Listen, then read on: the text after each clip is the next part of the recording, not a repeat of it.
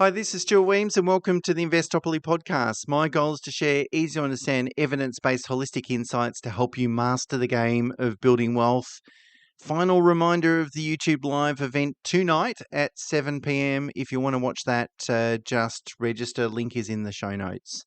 Okay, let's get into today's episode. And it's really, I don't know, I still struggle with the title for this one. How much wealth is enough is the title I went with, but I'm not really sure it really reflects the message that I'd like to get across. But anyway, my personal philosophy with respect to building wealth is pretty simple. Like, I like to invest slightly more than what is necessary to comfortably achieve my financial and lifestyle goals, but not more than that. If I have more, I will spend it on, well, typically my wife and I will spend it on travel. So some sort of experience that we can enjoy. I guess the thing is that none of us know what our life expectancy is, right? So I think it's essential. My personal view is essential to enjoy the wealth building process as much as you can, and it really is a journey rather than a destination necessarily. You want to put yourself in a position where you've got the flexibility to do things and experience things. And it's not really just buying more stuff. I mean, a lot of research shows that experiences are what sort of resonate and change our standard of living and happiness, all those sorts of things, rather than necessarily just buying more stuff. But the ability to enjoy those experiences are greatly dependent on two things. Your health, got to be in good health, and obviously having the time to do it.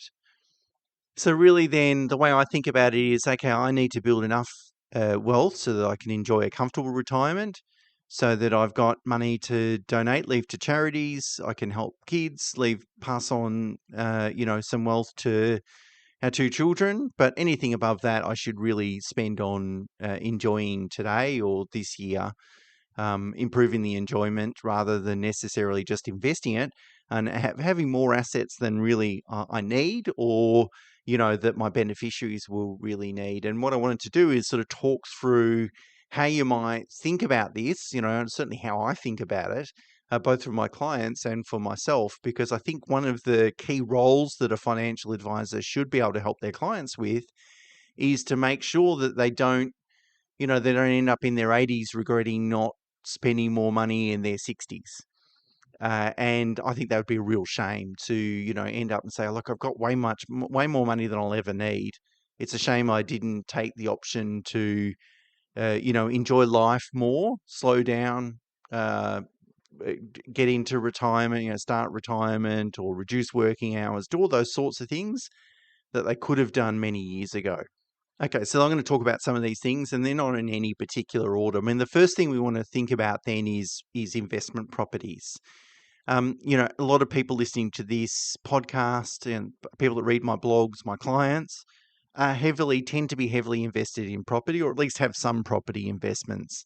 And we want to think about, how does property really behave in retirement? Because we know there's two really strong attributes or advantages of investing in property during our working life. The first one is the power of gearing and the power of negative gearing. So that is that if I'm in my 30s and my investment net worth is relatively low, the quickest and fastest and easiest way to do that is to borrow money to invest. And use the power of gearing, particularly if I'm a higher income earner, because whatever I lose on that gearing strategy, the ATO is going to pay half of it, so because through lower taxes. So I can use the power of negative gearing to ultimately really bring forward all the future income that I might earn today and invest it in today's money. So that's the power of gearing. The second thing or advantage of investing in property whilst I'm still working is that I'm going to receive most of my return in growth on average over long periods of time, and proportionally relatively low amount of income. And it's that compounding capital growth that's going to do all the heavy lifting. So if I get 7.2% on average, I buy $1 million property today. In 10 years' time, that property is worth 2. In 20 years' time, it's worth 4. In another 10 years, so 30 years from now, it's worth $8 million. So I've accumulated $7 million of equity over a 30-year period. the compounding capital growth has done all the heavy lifting. Now, but if we think about that in retirement, so if we take a retirement lens to it, gearing certainly accelerates wealth accumulation. And that's why it's really important to do when you're in your 30s and your goal is to really build your net wealth. But however, in retirement, when you don't no longer have sort of employment income, your only source of income is investment income, gearing becomes less appropriate because you're much more sensitive then to interest rate changes. But also, hopefully, if you've done all the hard work through your working life, hopefully you're at a point where you already have enough assets. It's really just about making sure those assets are well invested and that they're going to generate sort of predictable levels of income and growth and returns really over the next period of time. So in retirement, once you've already accumulated enough assets, it's just really making sure that you're managing the risk of your portfolio and you're putting yourself in a really comfortable position so you don't have to worry about market returns. In short, that just means less gearing. Maybe not no gearing, but just less gearing. Now, if we think about the second attribute, compounding capital growth, one of the benefits of doing that or investing in an asset that provides most of its return in growth while we're working is that it's tax efficient because I'm not taxed on that growth each year. I'm only taxed on the growth if I go and sell the property. So, if I've got a very high income and I'm already paying 47% in tax, don't give me any more income or realized capital gains. In fact, I would prefer only $1 of income just so the debt is tax deductible, and the rest will be all capital growth because I don't have to pay tax on it. But in retirement, particularly if we have our assets in the right ownership structures, and particularly what I'm talking about here is super, if I can have up to $2 million in super and it's tax-free, that is, it doesn't attract any income or capital gains tax, then I don't really care about the split between capital growth and income because I'm not going to pay tax on either. And so therefore, the thing that attracts me to property when I'm working is no longer relevant in retirement. So therefore, in summary, really the things that I want to, or the attractions of borrowing to invest in property when I'm younger, which is gearing, negative gearing, and then two, the return components being a lot less income, a lot more growth. Those two things that attract me when I'm younger are no longer really relevant or much less relevant in retirement.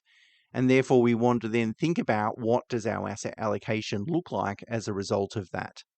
Now, I'm not suggesting that retirees should sell all their property assets. What I'm suggesting is that you might be heavy into property during the wealth accumulation stage, which is really certainly when you're younger and as you're accumulating assets through your working life.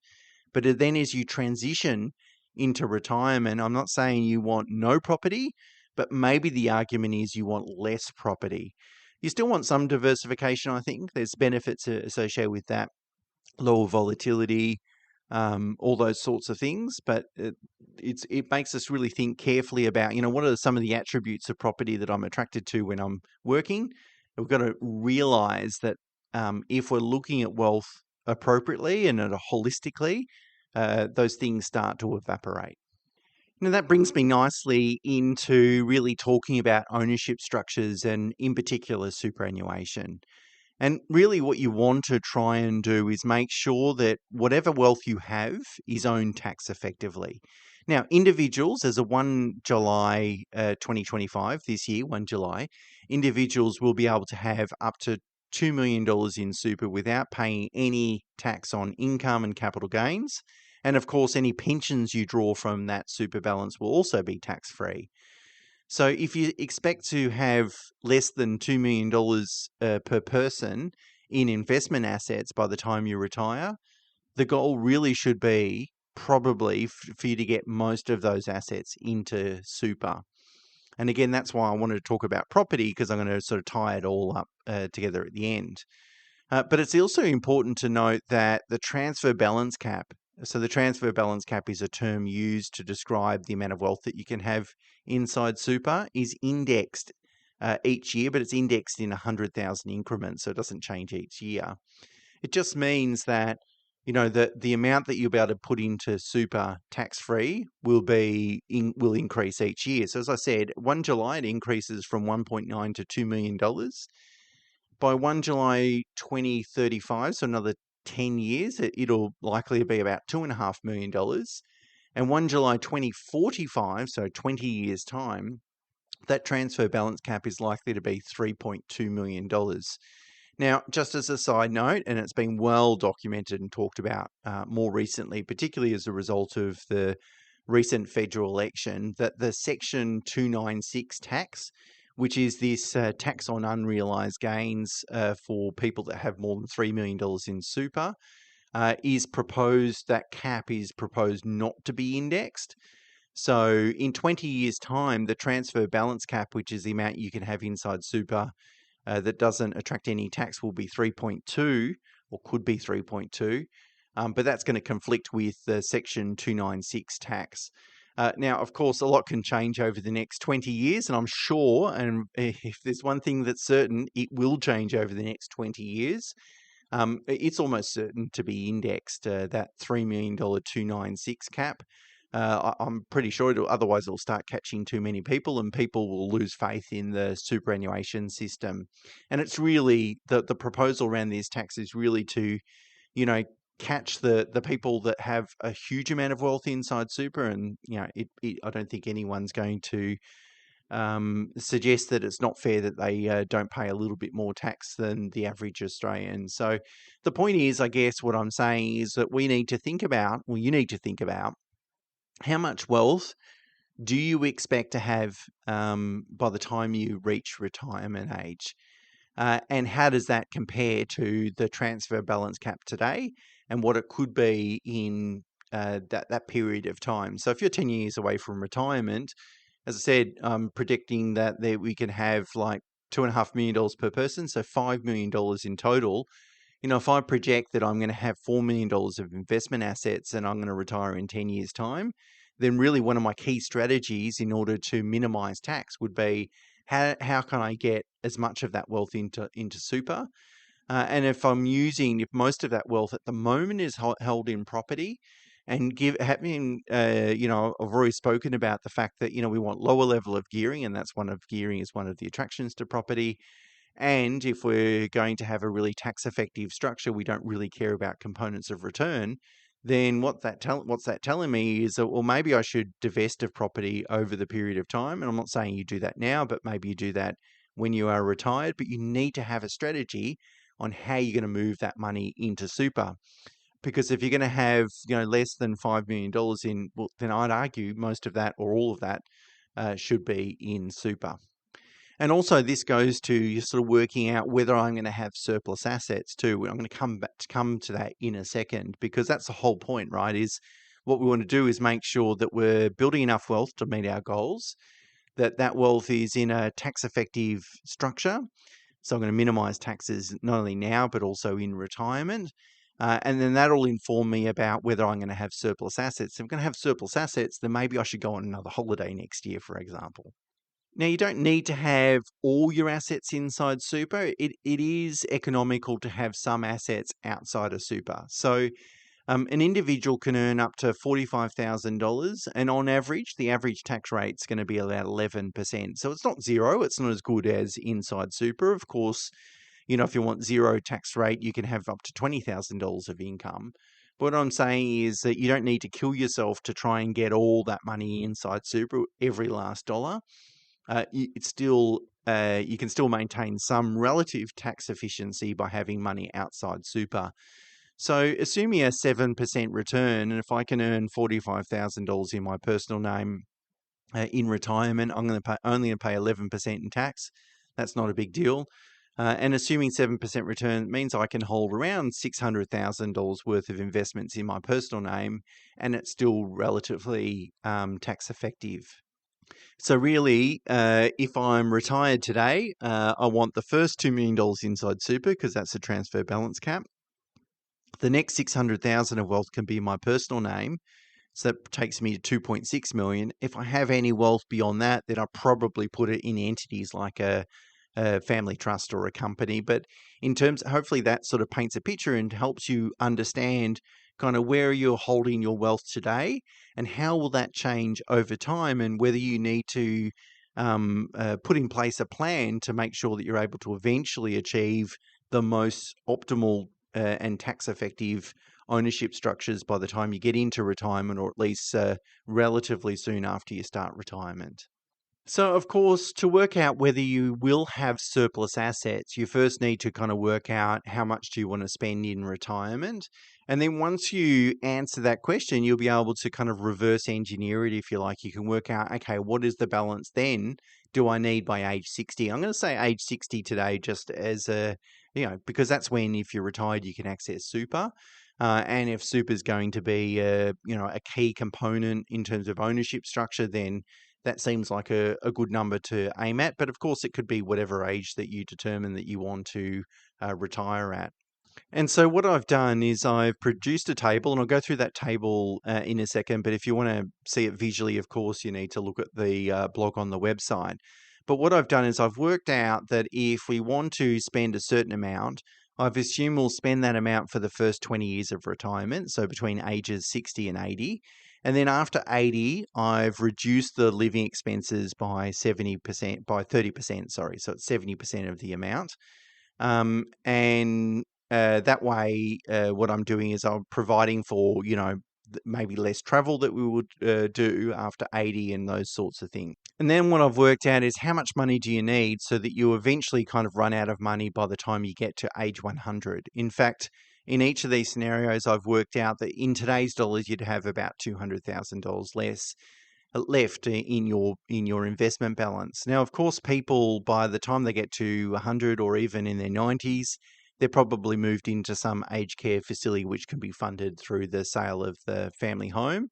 And so I guess what I'm saying is the figures I'm going to share with you in a second is how much you can spend for the first 20 years of your retirement, then reduce by 30% for the rest between 80 and 100. And you've pretty much run out of money by the time, if you're lucky enough to make it to age 100. You still got a little bit of money in the bank, but the reality is you're probably in aged care. You're not spending very much other than the aged care expenses, which are kind of taken care of. So let's get into it then. And so I've done it for 120,000, 150, 200,000 and 300,000, just to be really ambitious. And also to give people a good sense of, will they have surplus funds? So if you want to spend $120,000 a year, and again, this is not a perpetual portfolio, you will run out of money at some point after, age 100. You need $1.8 million in super. So that could be $1.8 million across two accounts, $900,000 in each spouse's account, or it could be whatever. It doesn't really matter, but just a total amount of $1.8 million. If you want to spend $150,000, you need $2.2 million, and these are in today's dollars, by the way. If you want to spend $200,000, you need $2.9 million. And if you want to spend $300,000, you need $4 million inside super and $300,000 out. So a total investment balance of $4.3 million.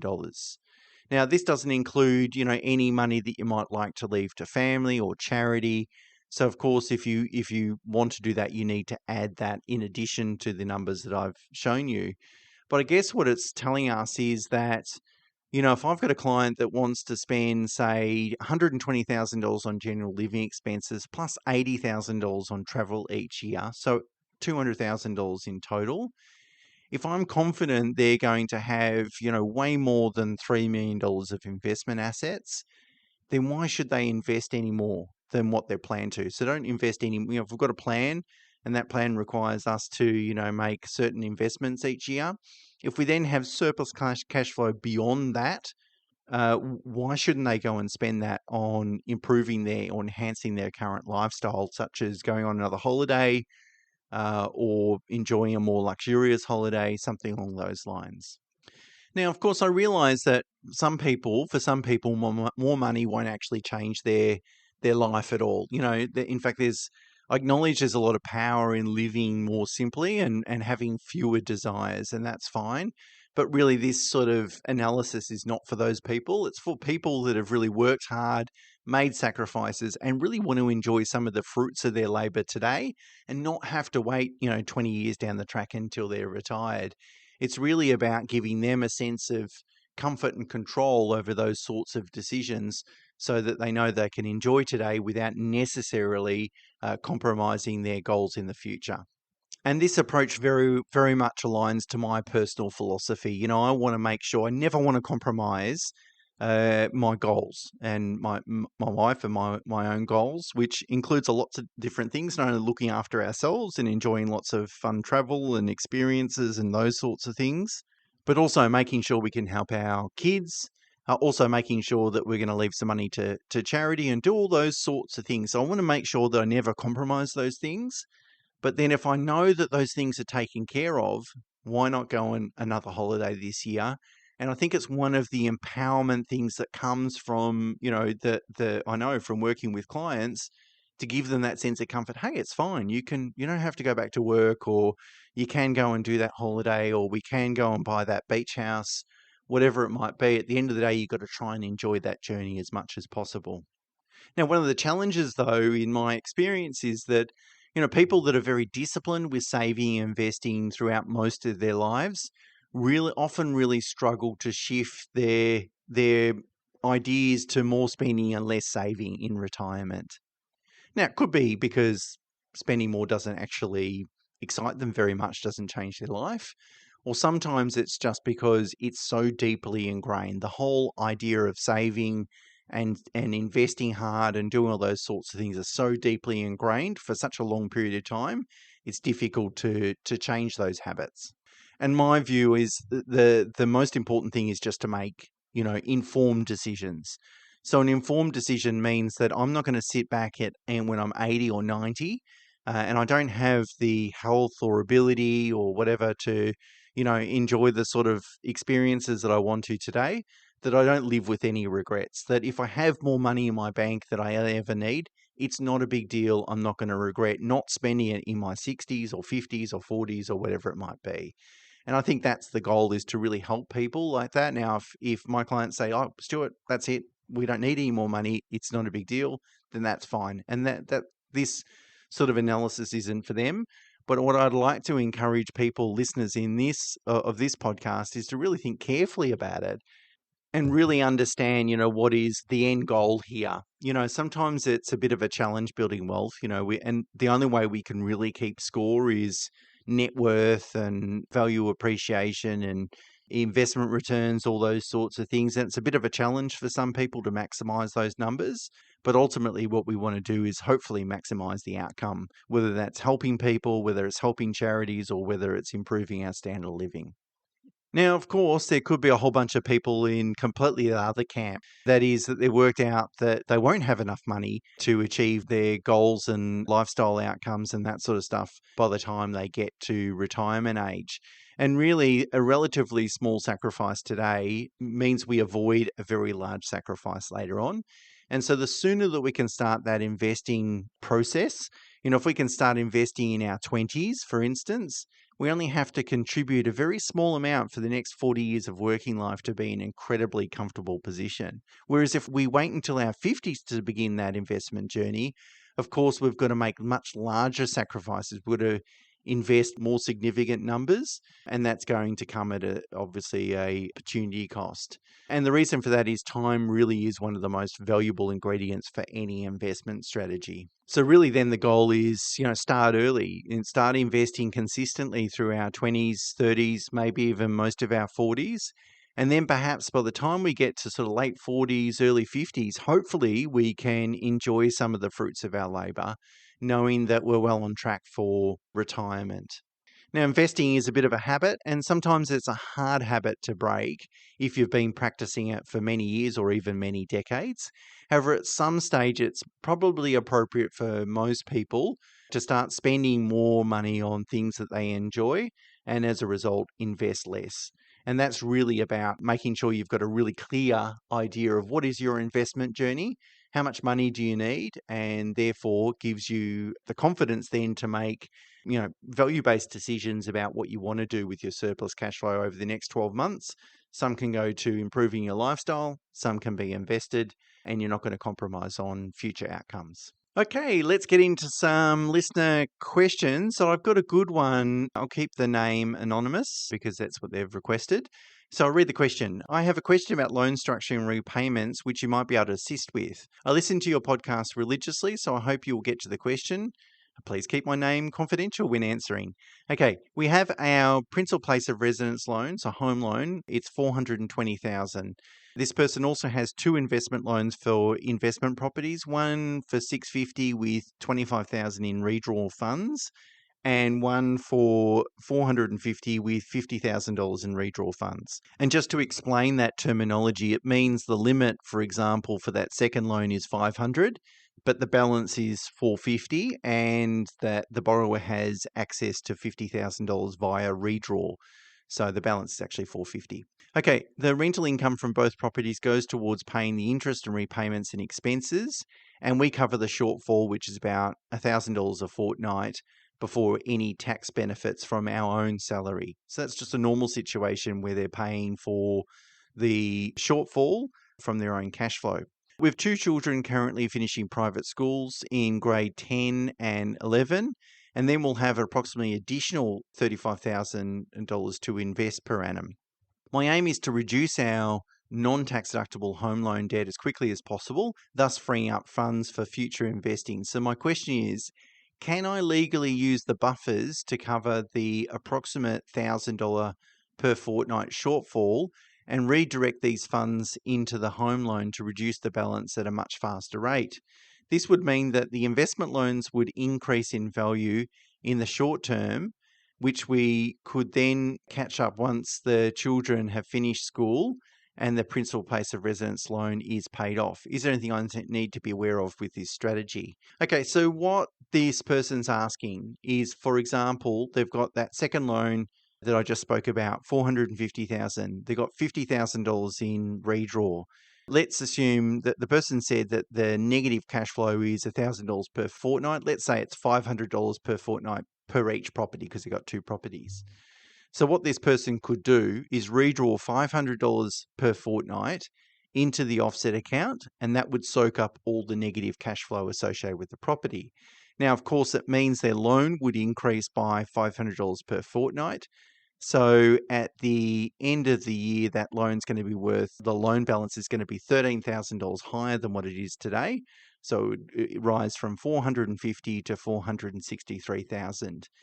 The consequence of that is a rising and escalating interest cost. And so the tax question here is interest on interest tax deductible. Because essentially what I've done is I've redrawn $500 per fortnight and I borrowed that money. And so I'm going to pay interest on that money. And then when I come to doing next fortnights, a portion is going to be the interest, because the rental income's gone to pay for some of the interest holding costs, but not all of it. And so that's the question, is interest on interest tax deductible? Okay, there's a long-winded answer here, and there was a case called the Hart's case. It was very well documented, and in fact, then mortgage managers, as a result of the answer of that case, started to come up with these fancy products where, that they would require all the repayments on the home loan and none on the investment loan, and allow you to sort of let those balances increase.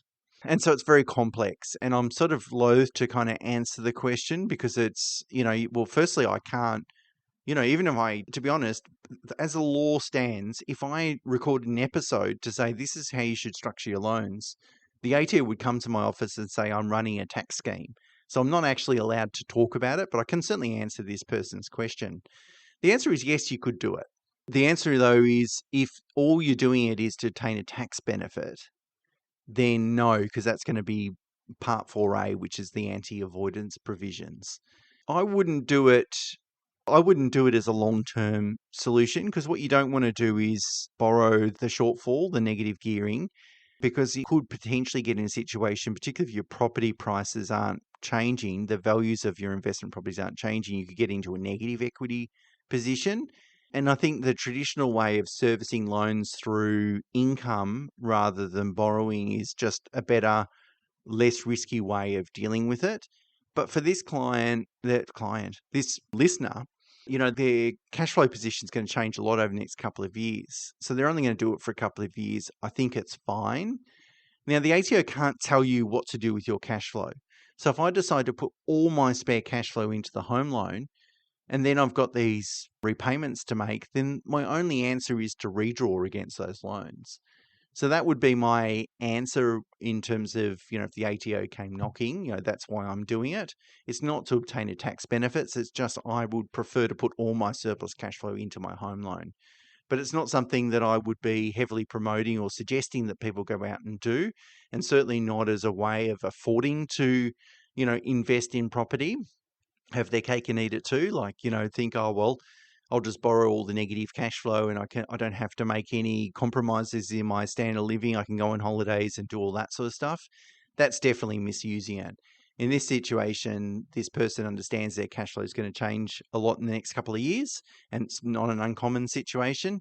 And I think in their situation, it would be appropriate, but not as just a general rule. But it's a really great question, and it's a really complex one. And I would say anyone thinking about doing something like this, they should go and speak to their registered tax agent. They should get some specific tax advice, because the problem with answering these questions in a podcast format is there might be information that is really relevant that I don't know. And so in any of these situations where we're going to take an approach that might be a little unusual, always best to run it past your registered tax agent just to make sure it's all kosher. There's nothing, that untoward, or that it's going to put you in a situation where you become what the ATO would refer to as a high-risk taxpayer. Okay, I'm just conscious of time. Might leave it there for today, and until next week, bye for now. Just a few things before we wrap up, if I may. Of course, you can send me questions at questions@investopoly.com.au. But for a quicker response, feel free to add a comment on the episode's video over on YouTube. We have an Investopoly YouTube channel, and the link is in the show notes. I'm incredibly grateful for the 4.9 star rating on Apple with over 400 reviews. Thank you so much. If you can leave a review or rating, I'd love it, because I'd love to get over 1,000 reviews. That's kind of my target. Keep checking the show notes for free downloads, and I include book discounts there as well. And of course, if you're interested in working with my team and I've included a web link where you can find out a little bit more about what we do and get in touch with us. And of course, until next time, bye for now.